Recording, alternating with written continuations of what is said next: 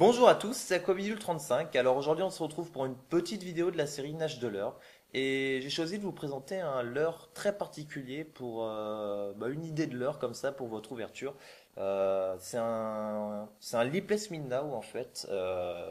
C'est le Tiny Rocket distribué par Génération Leurre. Et donc c'est un leurre en fait pour la pêche de la truite mais aussi de la perche, du cheven.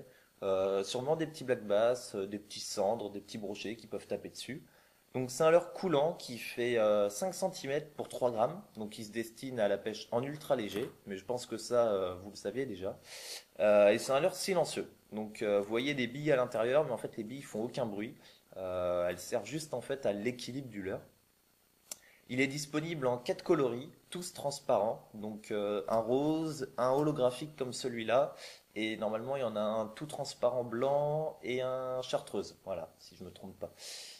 C'est un leurre qui est équilibré en son centre, donc c'est-à-dire que quand vous allez arrêter la récupération, en fait le leurre va descendre dans la couche d'eau. Voilà, tout simplement. En sachant que la forme du leurre fait que quand il descend dans la couche d'eau, il va avoir tendance à avoir un petit rolling comme ça. Il va osciller sur lui-même. Faites attention à ne pas le laisser trop descendre, vous risqueriez de l'accrocher, ce serait un peu bête. C'est un leurre qui se lance très bien, donc comme souvent les stick bait, voilà, leur forme très profilée fait que c'est un leurre très aérodynamique qui se lance vraiment très bien. Vous pouvez avoir des grandes distances de lancer, même avec un petit leurre comme ça. Alors après, à vous de voir si vous arrivez à l'animer avec une grande distance ou pas. Des fois, c'est pas très évident d'animer des tout petits leurres à grande distance. D'ailleurs, pour les animations, il y a 3 animations possibles avec ce leurre. Les lipless minnow, en fait, c'est des leurres très particuliers qui sont pas évidents à faire nager quand on n'a pas l'habitude. Le mieux, c'est de les faire nager en fait à vos pieds, de manière à voir un petit peu comment le leurre réagit au coup de sion que vous donnez sur la canne et essayer de cette manière de trouver l'animation en fait qui vous convient le mieux. Donc 3 animations possibles. Tout d'abord la linéaire, grand classique, en marquant des pauses. Donc l'avantage de la linéaire en fait ça va être le fait que le leurre nage à peu près tout seul avec une nage très discrète, euh, très je dirais silencieuse. Pêcher avec ce leurre en linéaire ça va vous permettre de toucher en fait des poissons très craintifs, des poissons qui n'oseraient pas attaquer un leurre bruyant par exemple. Tout simplement en fait quand vous allez ramener en linéaire, le leurre va avoir un effet donc de rolling, mais aussi un effet de wobbling. Et la rupture de la nage créée par une pause peut déclencher du coup une attaque.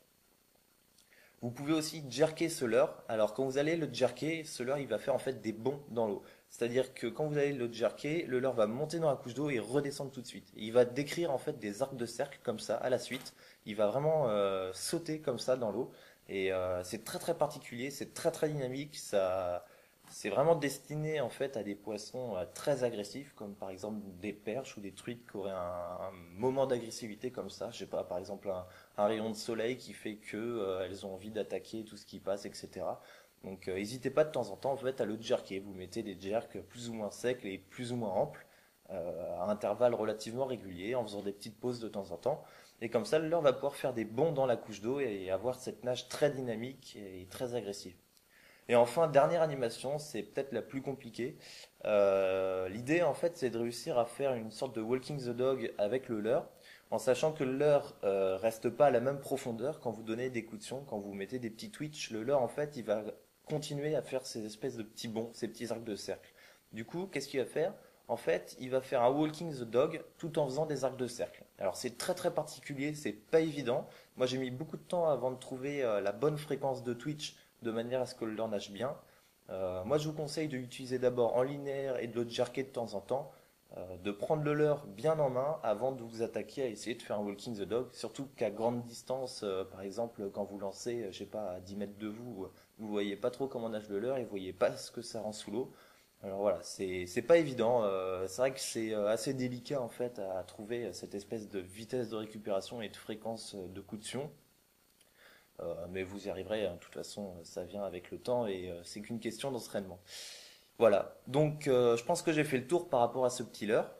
On se retrouve pour un diaporama des abonnés et puis bien sûr, à la fin de cette vidéo, je vous mets quelques images que j'ai réalisées sous l'eau en milieu naturel. Allez, salut tout le monde!